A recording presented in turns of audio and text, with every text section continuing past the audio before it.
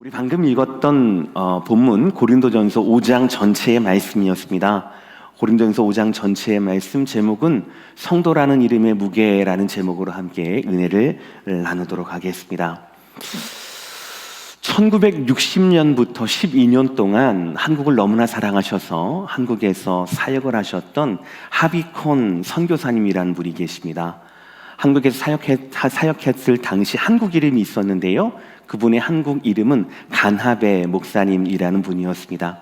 12년 동안 사역을 하시는데 그분의 주된 사역은 총신대학에서 변증학을 가르치시는 교수 사역이셨고, 그리고 간호사인 우리 아내분과 함께는요, 또 주중에는 길거리에 있는 고아들, 그리고 또 직업 윤락 여성들을 대상으로 한 선교 활동을 하신 분이 우리 간하베 목사님, 우리 하비콘 목사님이라는 분의 귀한 사역이셨습니다. 그 두 부부가 이제 길거리 전도를 해가면서 1960년대 되니까 전후에 얼마나 힘든 분들, 직업 여성분들이 계셨겠습니까? 그분들에게 두 가지 방법으로 전도를 했는데 각각의 열매가 너무 달랐다라는 이야기를 제가 글을 통하여서 접하게 되었습니다. 첫 번째는 그분들이 불쌍하니까 그분들을 먹이고 그분들에게 필요하니까 물질을 이렇게 공급하는, 프로바이드하는 그런 사역을 했는데, 그런 사역을 하면은 반짝 환영을 받다가 나중에는 도로 과거의 생활로 돌아갔다라고 이야기를 합니다. 이래서는 안 되겠다 싶어서 차라리 낮 시간에 그분들은 좀 시간이 있으시니까 차라리 낮 시간에 그분들을 모으게 했대요. 모으게 해서 성경 공부를 가르치고 그분들을 하나님 말씀으로 전도했다라고 합니다. 그랬더니 결과가 전혀 달랐다라고 얘기해요. 말씀이 들어가니까 그분들 중에서, 성경 공부하던 분들 중에서는 10중 8구 자기 스스로 결단해서 그 죄의 소굴에서 뛰쳐나와서 남의 집 가정부로 들어가거나 공장에 취직하거나 아니면 식당이나 장사라도 하면서 오히려 더 어려운 사람들을 돕는다라는 것이었습니다. 그러니까 어떤 사람들은 그냥 필요한 것만 채워줬더니 다시 돌아오게 되고, 복음 채워줬더니 그 사람의 삶의 자리가 완전히 바뀌게 되었다라는 것이죠. 복음은, 설교는, 성경 공부는, 이 성경은 겉으로 보면은 이게 무슨 의미가 있을까, 이렇게 습관처럼 드리는 예배가 무슨 의미가 있을까라고 그렇게 생각될지는 모르겠지만, 실상은 복음은 모든 것에 답이 됩니다. 왜냐하면 복음이 들어가면 그 사람의 존재가 변하기 때문이에요. 새로운 피조물이 되기 때문입니다. 더 이상 예전처럼 살면 안 되기 때문입니다. 그것이 바로 복음을 듣고 복음을 품은 성도라는 이름의 무게라는 것이지요. 오늘 말씀은 고린도전서의 말씀입니다. 고린도 도시는 항구 도시였어요. 상업이 흥했고 사람들이 돈이 많았습니다. 그러다 보니까 우상 숭배도 범람했고요, 안타깝게도 음란함이 굉장히 문란했던 도시가 고린도 도시였습니다. 더 안타까운 것은 이 고린도 도시의 악함이 고린도 교회 그대로 이 안에도 전이가 되었다라는 것이었어요. 그리고 그 사실을 책망하는 것이 바로 고린도전서의 주요 내용이기도 합니다. 그래서 고린도전서는 우리에게 굉장히 경계를 주는 말씀이에요. 오늘 말씀 그 직전의 말씀 4장 21절의 말씀이 이렇게 말씀하거든요. 너희가 무엇을 원하느냐? 내가 매를 가지고 너희에게 나아가랴. 사랑과 온유한 마음으로 나아가랴 라고 얘기하면서 우리를 징계하고 경책하고 다스리는 말씀이 바로 오늘 본문이기도 합니다. 그래서 구원받은 성도들이 어떠한 기준으로 살아야 하는지, 구원받은 성도라는 그 이름이 갖는 무게가 얼마나 또 우리가 무거운지, 또 얼마나 감당해야 하는지를 말씀합니다. 특별히 고린도전서인 오늘 말씀은요, 우리의 일상 가운데 역사적으로 가장 일반적으로 넓게 퍼져 있으며 가장 은밀한 죄, 바로 음행에 대해 지적함으로써 죄악을 숨기려 하거나 혹은 죄악과 어울려 살려고 하는 우리의 영혼 가운데 중대한 깨우침을 주시는 말씀이 바로 오늘의 말씀입니다. 저는 우리 모두가, 여러분과 우리 모두가 겸손한 마음으로 오늘 말씀 앞에 서기를 바랍니다. 하나님은 가장 먼저 우리의 죄악을 말씀하시는데, 사실은 그 죄악 자체뿐 아니라 그 죄악을 대하는 우리의 태도를 먼저 심각하게 지적하십니다. 점검합시다. 죄에 대한 우리의 태도는 어떠한가? 5장 1절의 말씀 다 함께 읽겠습니다. 시작. 너희 중에 심지어 음행이 있다함을 들으니 이런 음행은 이방인 중에서도 없는 것이라. 누가 그 아버지의 아내를 취하였다 하는 도다. 제가 오늘은 좀 긴장을 많이 해요. 왜냐하면 이 내용이 좀 설교 때 여러분에게 언급하기가 참 힘든 내용이기 때문에 그렇습니다. 고린도 교회 안에 발견된 음행은 심지어 이방인 가운데도 발견하기 어려운 것이다. 흔하지 않은 것이다 라고 말씀합니다.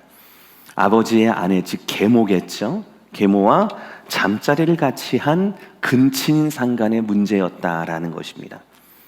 사실 지금 우리의 상식과 상상으로도 생각하지 못할 그런 죄악이들입니다. 그런데 그런 일들이 이 고린도 교회 안에 일어났다라는 것이죠. 어떻게 과연 그런 일들이 일어날 수 있었을까요? 몇 가지 가설이 있습니다. 그 가설 중에서 가장 설득력이 있는 것은 바로 이것입니다. 재산 때문이라는 것이에요. 재산 때문이라는 겁니다. 고린도 교회는 로마 제국 영토 안에 있었습니다. 그러니까 로마법에 의하면 재혼한 아버지가 돌아가셨을 때 그 재혼한 아버지의 유산의 대부분은 현재 와이프, 즉 계모에게 돌아가고 자녀인 자기, 아들인 자기에게는 조금밖에 돌아오지 않는다라는 법이 있었어요.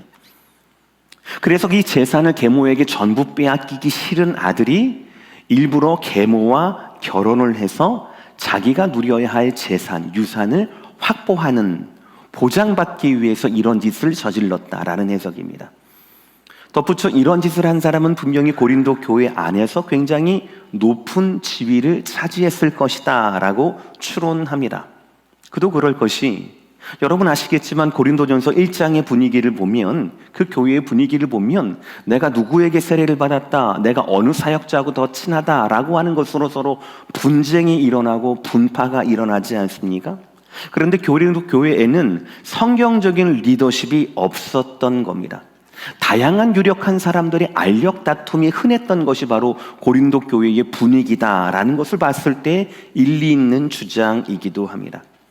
그러니 고린도 교회 안에는요, 그 사람의 사회적인 명성, 지위, 재산 등으로 인하여서 함부로 그 사람이 이 재산을 어떻게 마련하게 됐습니까? 부정한 방법은 아닙니까? 라고 판단을 하거나 심지어는 이 사람을 교회 밖으로 내쫓을 엄두를 내지 못하는 분위기였다라는 것이지요. 상상해 보시길 바랍니다. 2000년 전 초대교회는 대부분이 지금 우리처럼 이런 건물을 가진 독립교회가 아니었습니다. 각 가정에서 모이는 가정교회의 모습이었습니다. 그러니까 누군가 자신의 가정을 오픈하지 않으면 예배가 이루어지지 않는 거예요. 그런데 만약에 여러분, 제가 지금까지 설명한 대로 만약에 말입니다, 계모와 재혼한 어떤 가정, 그래서 돈을 가지고 있는, 유산을 잃어버리지 않은 어떤 가정이 바로 이 예배의 장소를 대여주는 유력한 사람이었다라면 어떻겠습니까? 또 만약입니다, 사역자의 사례를 일방적으로 책임지는 사람이 그런 사람이라면, 혹은 구제 사역을 일방적으로 책임지는 사람이 그런 사람이라면, 혹은 식사를 책임지는 사람이 그런 사람이라면, 교회 재정에 없어서는 안 될 유력한 사람이 바로 이런 사람이었다라면 여러분은 어떠하시겠습니까? 이 신학자들의 가설이 맞다라면 여러분들은 이 사실과 이 범죄와 이 현상을 그냥 이해하시겠습니까? 슬프지만 어쩔 수 없지요. 안 됩니다. 이해되어서는 안 됩니다. 그 가설이 맞다라면 그야말로 고린도 교회에는 성과 돈에 이미 이끌려가고 있는 교회다라고 할 수 있을 것입니다. 성경은 그것이 욕정에 의한 간음이든 아니면 돈을 위한 매춘이든 동성애든 우상숭배와 관련된 성행위이든 결혼의 범위를, 한 남자와 한 여자 결혼의 범위를 벗어난 모든 성적 관계를 범죄라고 말씀합니다. 왜냐하면 결혼의 테두리를 벗어난 성행위는 이미 하나님의 뜻을 벗어난 생각과 욕망에 그 몸과 마음을 맡긴 결과이기 때문에 그렇다라는 것이죠. 이 기준은 시대가 지나도 변하지 않습니다. 무슨 말입니까? 성경의 시대에도 맞고 지금도 맞으며 앞으로 미래의 세대에도 맞는 성윤리다라는 말씀이지요. 그런데 오늘 말씀에서 문맥에서 더욱더 심각하게 지적하는 것은 행위 자체가 아닙니다. 그 행위를 바라보는 교회의 태도에 있습니다. 이것이 더욱더 심각해요. 2절 말씀 제가 있습니다. 그리하고도 너희가 오히려 교만하여져서 어찌하여 통한이 여기지 아니하고 그 일 행한 자를 너희 중에서 쫓아내지 아니하였느냐. 오늘 말씀의 포인트는 죄악 그 자체뿐 아니라 죄악에 대한 교회의 태도에 있습니다. 한마디로 그 교회는 그 유력한 사람이라는 그 가설 속에 그 사람은 죄악 앞에서 스스로 교만하여졌습니다. 죄악을 아파하지도 않고 부끄러워하지도 않고 교회는 그 사람을 쫓아내지도 아니했다라는 것입니다. 왜 그렇습니까? 어떻게 그럴 수 있었습니까? 왜냐하면 교회가 오염되었기 때문이다라는 것이죠. 죄를 죄로 바로 보지 않고 죄를 이용해 얻은 이익을 탐했기 때문입니다. 심지어 6절을 보시면 그들은 그 죄를 자랑하고 있다라고 말씀하고 있습니다. 사랑하는 성도 여러분, 죄에 대한 여러분의 태도를 정하시기를 바랍니다. 세상엔 이미 우리가 돌이킬 수 없을 정도로 다양한 동기로 음란이 밀물처럼 들이닥치고 있습니다. 온갖 영상, 광고, 프로모션, 문장을 통하여서 은밀한 상상을 자극합니다. 저와 여러분의 눈과 귀를, 클릭을 더 오래 머물도록 그렇게 하는 수많은 시도들이 있습니다. 수없이 밀려오는 파도에 그냥 넋놓고 있으면 그 뚝은 언젠가는 무너지게 될 것입니다. 큰 낭패를 보고야 말 것입니다. 다시 말씀드린다. 종말의 때, 이 말세의 때를 살아가는 저와 여러분들이요, 죄악에 대한 여러분의 태도를 정하셔야 합니다. 성경이 말씀하는 태도는 무엇입니까? 오늘 말씀했던 교만의 반대말입니다. 예수님께서는 이것을 애통하는 거다라고 말씀하고 있습니다. 산상수훈 중에 예수님의 말씀, 마태복음 5장 4절의 말씀 다 함께 읽겠습니다. 시작. 애통하는 자는 복이 있나니 그들이 위로를 받을 것임이요. 이 애통함이라고 하는 것은 자기의 죄에 대한 애통함뿐만 아니라 다른 이의 죄에 대한 애통함을 말씀하고 있습니다. 즉 죄가 드러나면 드러날수록 그 죄에 대해서 아파하면 아파할수록, 다시 보여주세요, 애통하는 자는 복이 있나니 라고 말씀하고 있어요. 그들이 그 죄에 대한, 시대에 대한 위로를 받을 것이며 라고 말씀하고 있다라는 것이죠. 죄악에 둘러싸인, 음란의 죄악에 둘러싸인 우리가 이럴 수도 있지 뭐, 저럴 수도 있지 뭐, 다른 사람 모두 다 그렇게 하는데 뭐, 이렇게 하는 것이 아니라 하나님의 위로를 받아야 한다라는 것이죠. 죄악의 위로를 받을 것이 아니라, 이건 죄도 아닌데 뭐, 이렇게 죄악에 대한 위로를 받을 것이 아니라 하나님께서 주시는 그 죄에 대해서 아파하는 마음을 갖는 사람들이 갖는 하나님의 위로를 받아야 한다, 누려야 한다라는 말씀이 오늘의 말씀이라는 것이에요. 즉 우리는 교회 공동체 안에서 다른 사람의 죄가 드러나게 됐을 때 그를 향해 또 그를 통해 애통해야 한다라는 것이죠. 겸손한 마음으로 회개해야 합니다.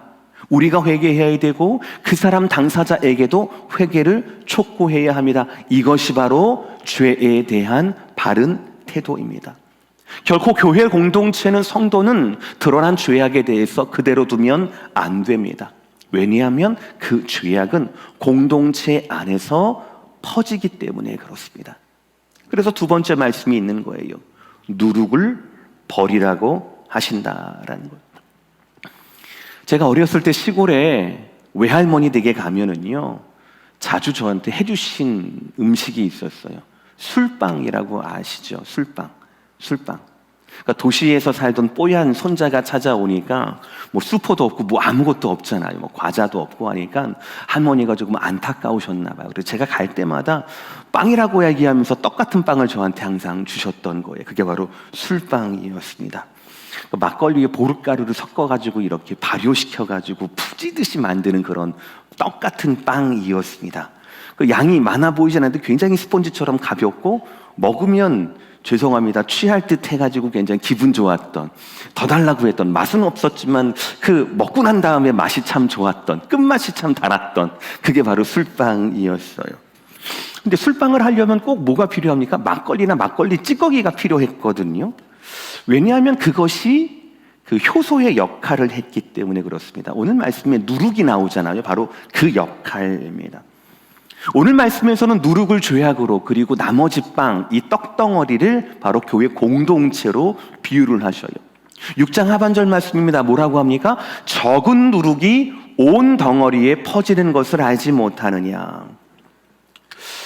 보면은요, 떡을 만들기 위해서 누룩이 많이 필요한 게 아니에요. 조금만 있으면 됩니다.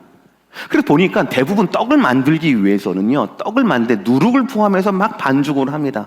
그리고 부풀려요. 이렇게 발효를 시키는 거죠. 그리고 발효시킨 찌기 직전에 있는 그 발효된 그 떡덩어리 있잖아요. 이걸 조금 떼어 놓습니다.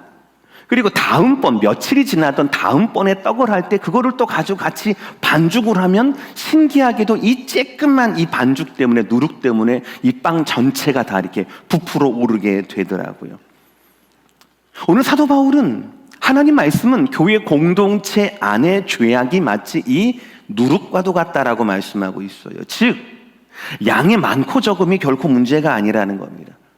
오히려 아무리 작은 죄라도 그 죄를 그대로 두면 누룩처럼 금세 온 덩어리에 퍼지기 때문에 너희는 작은 누룩이라도 용납해선 안 된다라고 말씀하고 있습니다.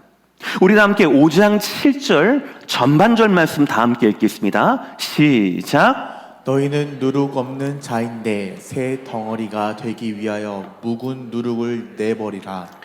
깜빡 잊고 누룩을 이스트죠. 누룩을 넣지 않고 빵을 했다. 얼마나 딱딱하고 맛이 없네. 부풀지를 않으니까요. 얼마나 맛이 없는데. 그런데 성경 말씀에서 오늘 그 누룩은요, 우리가 제해야 할 범죄라고 말씀하시거든요. 그러니까 우리는 뭐라고 합니까? 누룩 없는 자, 우리는 범죄하지 않는 자라는 것이죠. 그러니까 우리는 새 덩어리가 되기 위하여서는, 누룩 없는 빵이 되기 위하여서는 묵은 누룩을 내어버려야 한다라는 것입니다.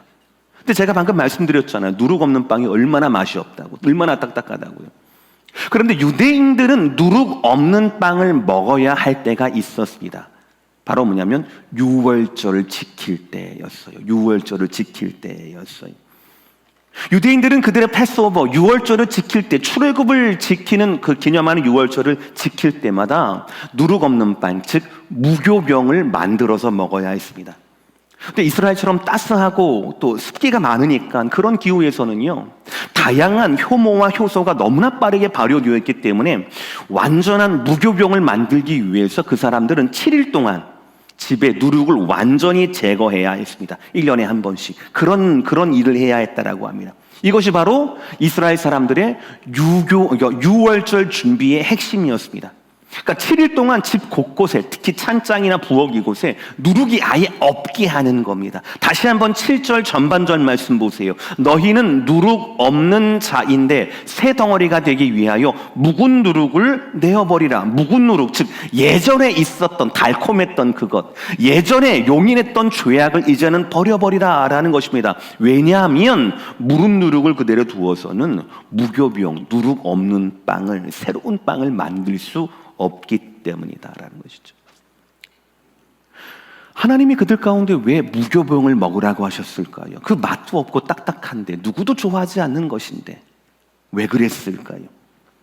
7일 동안 집을 깨끗이 청소해서 누룩을 완전히 제거해서 유월절 떡을 만들듯이, 유월절의 의미는 무엇입니까? 430년 동안 종되었던 그 애굽의 종되었던 이스라엘이 더 이상 애굽의 온갖 우상들과 온갖 미신들과 온갖 나쁜 습성들에 오염되어서는 안 되고, 거기에서 완전히 이제는 결별하고 하나님이 세우시는 거룩한 제사장의 나라, 하나님의 거룩한 백성이 되어야 한다라는 것이죠. 그것이 바로 6월절에 무교병을 맺게 하시는 하나님의 의도였어요. 오늘 바울은 그것을 가져다가 이렇게 얘기하는 겁니다. 7절 하반절의 말씀, 왜냐하면 우리의 6월절 양 곧 그리스도께서 희생되셨느니라. 그러니까 누룩 없는 빵을 대하다가 6월절을 대입을 하게 되는 것, 이것이 바로 바울의 신학적인 근거가 되는 겁니다. 여기서 바울은요, 유대인의 6월절이 아니라 우리의 6월절 양 곧 그리스도께서 희생되셨다라고 말씀하고 있어요. 사랑하는 성도 여러분, 우리가 지난주하고 지지난주 2주 동안 걸쳐서 은혜를 받았듯이 주님의 나라는 세상 사람들에겐 심판의 날이지만 우리에게는 무엇입니까? 주님의 얼굴을 볼 수 있는 구원이 완성되는 날이라고 말씀드렸습니다. 마치 출애굽 당시 6월절이 그랬습니다. 모세의 명예에 의해서 어린 양의 피를 문설주와 좌우 임방에 바른 백성들은 바로 그날에 구원을 받습니다. 맞죠? 그러나 그 피를 바르지 않는 사람은 바로 왕이라 하더라도 죽음의 사자의 심판을 피하지 못했다라는 것이죠. 마찬가지입니다. 예수 그리스도의 십자가 아래 있는 자에게는 그날이 구원의 날이 되고, 예수 그리스도의 십자가의 피를 가지지 못한 자들, 복음을 가지지 못한 자들의 그날은 바로 심판의 날이 된다라는 사실이요. 모두가 같은 날에 일어났던 두 가지 사건이었다라는 사실이죠. 그리고 한글 성경에서는 번역되지 않았지만 7절 하반절 말씀에는 왜냐하면이라고 하는 접속사가 있어요. 7절 전반절 뭐라고 말씀하고 있었습니까? 적은 누룩이 너희는 누룩 없는 자인데 새 덩어리가 되기 위하여 묵은 누룩을 내어버리라. 왜냐하면, 우리가 왜 묵은 누룩을 내어버려야 하는가? 왜냐하면 우리의 6월절 양 곧 그리스도께서 희생되었기 때문이다. 여러분, 우리가 왜 죄악을 멀리해야 합니까? 우리 공동체 가운데 왜 죄악이 용납되어서는 안 되는 겁니까? 왜냐하면 곧 우리의 어린 양, 바로 예수 그리스도의 희생, 그의 피 흘림 때문이다라는 것이죠. 그렇습니다, 사랑하는 성도 여러분. 오늘 말씀처럼 우리의 6월절이 심판이 아닌 구원을 기념하는 이유는 바로 한 가지에 있습니다. 그리스도의 피 흘림, 그분의 희생 가운데 있다라는 것이죠. 우리가 거룩한 백성으로 살면서 묵은 죄악을 벗어버리듯이 죄악을 벗어야 할 이유도 바로 여기에 있다라는 사실이에요. 오해하지 마세요, 여러분들. 우리가 착하고 바르게 살기 위해서 묵은 누룩을 내어버리는 것 아닙니다. 우리 교회가 세상에서 가장 민주적인 운영을 하기 위해서 묵은 누룩을, 죄악을, 습성을 버리는 것이 아닙니다. 우리가 얻은 의로움에 우리의 지분은 하나도 없습니다. 우리의 몫은 하나도 없습니다. 오직 한 가지밖에 없습니다. 우리가 왜 묵은 누룩을 버려야 합니까? 왜냐하면 우리의 어린 양, 6월절 어린 양, 예수 그리스도의 희생, 바로 예수 그리스도의 십자가의 그 피, 이 하나밖에 없다라는 거예요. 그 희생이 우리의 큰 대가가 되었기 때문이다라는 것이죠. 그러므로 우리의 영혼이든 아니면 우리의 예배의 자리인 이 공동체의 자리이든 죄악의 확장을 무시하는 태도와 삶은 그리스도의 희생을, 십자가를 무시하는 것과 똑같다라는 사실이지요. 고린도후서 5장 17절의 말씀입니다. 다 함께 시작. 그런즉 누구든지 그리스도 안에 있으면 새로운 피조물이라. 이전 것은 지나갔으니 보라 새 것이 되었도다. 할렐루야. 그렇습니다. 우리는 예수 안에서 새롭게 태어난 피조물입니다. 묵은 누룩과는, 이전 것과는 분명히 이별을 고해야 합니다. 성도라는 이름의 무게를 인식하고 새로운 기준에 맞게 살아야 한다는 것이죠. 그리고 그 성도라는 이름의 무게를 저와 여러분은 이겨내고 감당해야 한다라는 사실이에요. 마지막 세 번째 대지 우리 다 함께 따라 할까요? 시작. 무게를 감당합시다. 성도라는 무게를 감당하는 저와 여러분 모두가 되시기를 주의 이름으로 축복합니다. 국회의원들 배지 있죠? 이 배지의 무게가 6g이라고 얘기를 합니다. 6g이에요. 그러나 국회의원의 소명은 이 6g으로 잴 수가 없을 것이죠. 아마 그 자리, 권력자의 자리에 올라가면 우리는 상상할 수도 없는 수많은 이권들에 대한 유혹이 있었을 겁니다. 얼마든지 법을 이용하고 인맥을 이용해서 자기의 사익을 편취할 수 있을 겁니다. 그러나 진실된 정치인은 이 모든 유혹을 이기고 국민들이 기대하는 그런 정치를 펴는 것이 그분들의 사명이지요. 그것이 6g의 무게이겠지요. 성도도 마찬가지라는 것이죠. 성도가 갖는 삶의 무게는 우리의 유월절 어린 양이신 예수 그리스도의 희생, 그분의 십자가라는 것이에요. 말로 다 할 수 없습니다. 무게로 다 잴 수가 없는 거예요. 하나님 아들의 십자가 그 피 흘림심이 우리 구원의 원인이며 우리가 죄악을 멀리해야 할 유일한 이유다라는 것이죠. 여러분, 마지막 시대를 살아가는 우리 신앙 공동체가 어떻게 하면 이 성도라는 이름의 무게를 감당할 수가 있을까요? 오늘 말씀은 그 중에서 굉장히 무거운 말씀을 우리 가운데 남겨두십니다. 11절 말씀 제가 읽어요. 이제 내가 너희에게 쓴 것은 만일 어떤 형제라 일컫는 자가 음행하거나 탐욕을 부리거나 우상 숭배를 하거나 모욕하거나 술 취하거나 속여 빼앗거든 사귀지도 말고 그런 자와는 함께 먹지도 말라 함이라. 음행만이 문제가 아니다라는 것이죠. 음행, 탐욕, 우상 숭배, 모욕, 술 취함, 속여 빼앗음 등의 어떤 죄악이 발견되었다라면, 그리고 그 사람이 그 죄악에서 돌이키지도 않고 오늘 말씀처럼 오히려 그 죄악을 스스로 자랑하거든, 부끄럽게 여기지 않거든, 회개의 여지가 없거든, 그런 자들과 사귀지도 말고 그런 자들과 먹지도 말라라는 말씀입니다. 사귀지 말라라고 하는 것은 지금까지 말씀하셨던 누룩을 제하라라는 말씀과 같은 의미인 것이고요. 먹지 말라라고 하는 것은 일반 식사를 포함한 성만찬도 제하라라는 뜻입니다. 강력한 경고이지요. 구원의 공동체인 교회를 향한 바울의 경고는 계속됩니다. 오늘 마지막 절 13절 제가 읽습니다. 밖에 있는 사람들은 하나님이 심판하려시니와 이 악한 사람, 교회 안에서 회개치 않는 이 자들은 너희 중에서 내쫓으라. 교회 밖에 복음과 상관없는 그런 구원 밖에 있는 자들은 하나님이 심판하실 것이다. 그러나 교회 안에서 돌이키지 않고 죄악에 대해서 스스로를 자랑하고 있는 그 죄인들에 대해서는 너희 중에 내쫓으라. 무슨 말입니까? 출교를 명하신다라는 것이지요. 오늘 말씀 마무리합니다. 제가 오늘 말씀을 좀 긴장해서 전한 이유가 있지요. 네. 우리 몸에 뭔가 문제가 생겼는데 그것을 계속 무시하다 보면 이 정도 괜찮아, 내가 내 몸을 잘 알아 하면 문제는 더 커집니다. 우린 그걸 가지고 병을 키운다라고 이야기를 해요. 떡 반죽의 누룩처럼 교회 공동체 안의 죄악처럼 바로 그렇습니다.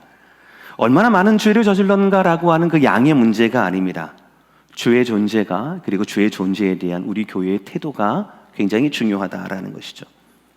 물론 우리가 죄악된 세상에 살아가면서, 그리고 죄성과 완전히 분리가 될 수 없는 삶을 살아가면서 이것이 참 어려운 문제입니다.